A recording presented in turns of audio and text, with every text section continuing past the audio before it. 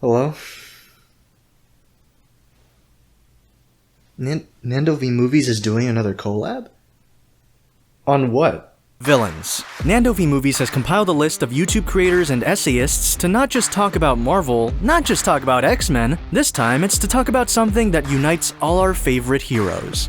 A villain. This is One Villainous Scene, where we talk about a villainous moment we all vibe with from our favorite movies, and it doesn't even have to be superhero related. But of course, my cape shit loving ass loves superheroes, so I decided to talk about one of my favorite scenes in all of cinema history. You truly are incorruptible, aren't you?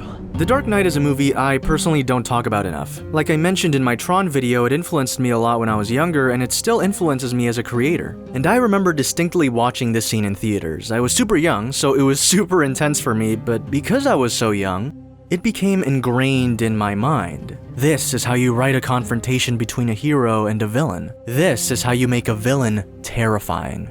And Heath Ledger's Joker has become one of the most influential Joker adaptations of all time. So, get ready to hear me ramble about a villainous moment I love, and you can do it too. You can create a video and it'll be added to the playlist down below. Just email or tweet at Nando. Now before we get started on The Dark Knight, let's talk about today's sponsor, Pedal. Do you want to build credit but don't know how? Pedal 2 is here, designed to help you build credit. This card can potentially give millions of Americans access to credit who have previously been overlooked. Yes, even if they've never had a credit score before. Pedal 2 helps make it easy to succeed financially. Most credit card companies want you to spend more, pay less, and fork over an annual fee. The Pedal 2 Visa card has no annual fee at all, and your cash back grows with you. You'll get 1% cash back right away on eligible purchases and up to 1.5% cash back when you make 12 on-time monthly payments. Their mobile app is also awesome. I use it all the time to track my spending, make on-time payments, and manage subscription spending. Pedal 2 is partnered with the WebBank member FDIC, which issues the cards, and as of today, Pedal 2 variable APRs range from 12.99% to 26.99% based on creditworthiness. So start building your credit history. Go to the link in the description or go to pedalcard.com/browntable to find out more. If you can't spell, it's pedal with a T, P-E-T-A-L card.com/browntable.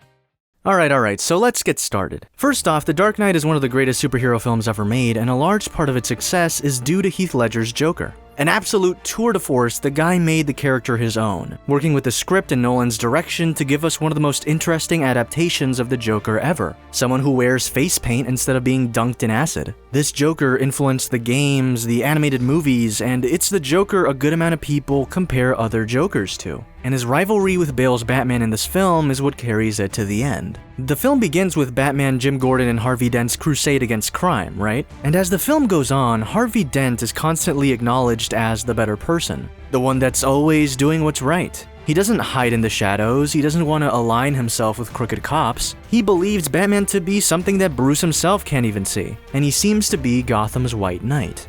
But along comes the Joker, an agent of chaos, as he puts it, and not only does he single-handedly play the mob like a fiddle, but he slowly and surely is able to manipulate Harvey Dent into eventually becoming his alter ego. But this is something that goes on behind the scenes. On a grander scale, the Joker wants to make it known to the heroes of the story that Gotham is beyond saving, and that everyone is one bad day away from going mad. His ultimate test on the goodness of others comes in the form of exploding cruises. Not Tom Cruise, cruise like the boat. And literally everything is happening at once. Joker's turned Harvey Dent into Two-Face, and Two-Face has kidnapped Gordon's family. Gordon's unit wants to take down the Joker and his goons in the building Joker's located in. Batman has to prevent Gordon's unit from killing Joker's goons because they're actually hostages, while at the same time having to reach the Joker so he doesn't blow up the cruises. And as this is happening, the people on those cruises are desperately trying to figure out what to do about their detonators. The Joker stated that for a cruise to survive, the other must be destroyed,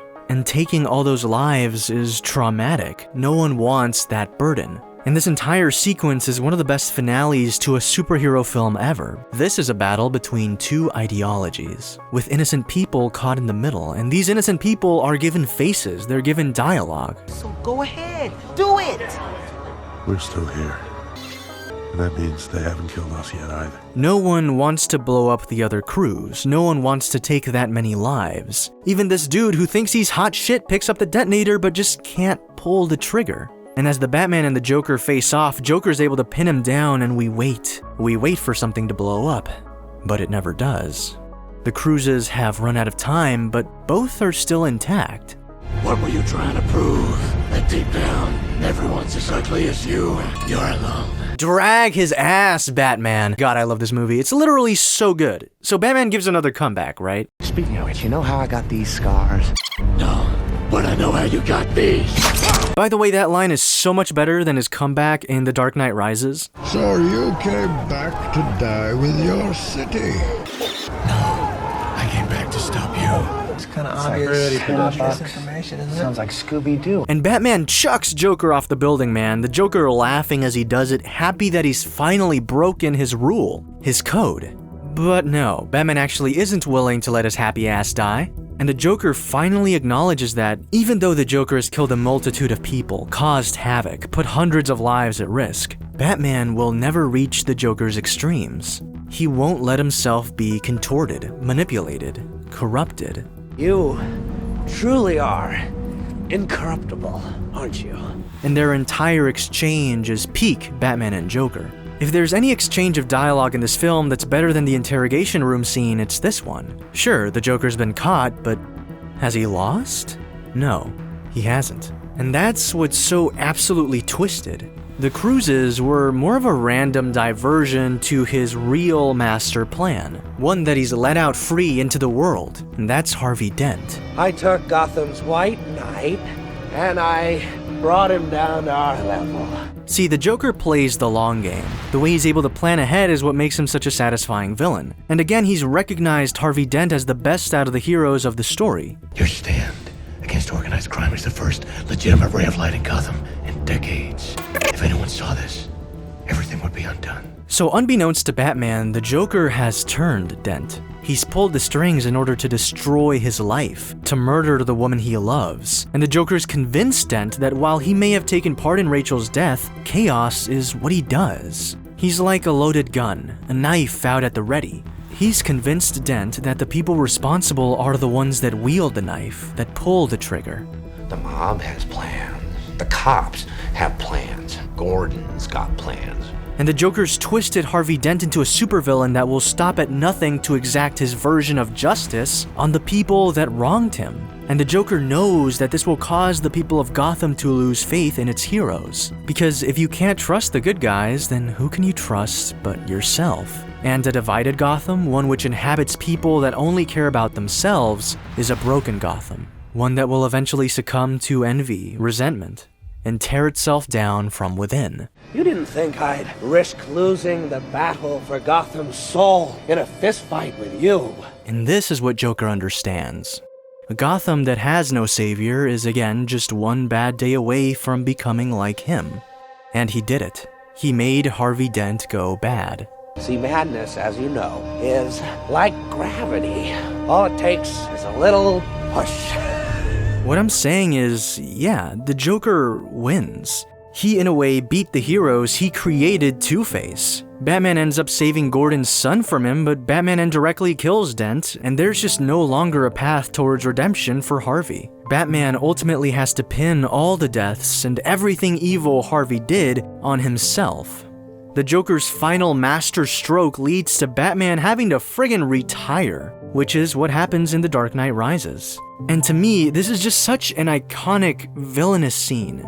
The fact that while the Joker was causing chaos with these fairies, he knew that at the same time, Two-Face was going to be going on a rampage. The fact that even though he lost the battle, he won the war. Whether he expected this or not, Gotham's future will be built on a lie, one that eventually leads Gotham to its momentary ruin. And man, the Joker just laughing as he's being caught because he knows he's won? Brilliant. The Dark Knight remains peak cinema and peak superhero cinema because it's able to strip down the characters to their core and make them wrestle with their desires and their duties. Then why was it me who was the only one who lost everything? It wasn't. It makes Batman feel unbearingly human. It's a story about pain and suffering, but also a story about a hero rising to protect his city, no matter what it takes. Its ending, where the Batman has to run from the law, having created a lie to protect Gotham, is just amazing but heartbreaking. And it's all happened because of the Joker. But as the Joker said, the Batman is incorruptible. And that's why it's still a hopeful ending. Because we know at the end of the day, the Batman will come out on top. And to me, that's why this is one villainous scene I'll never forget.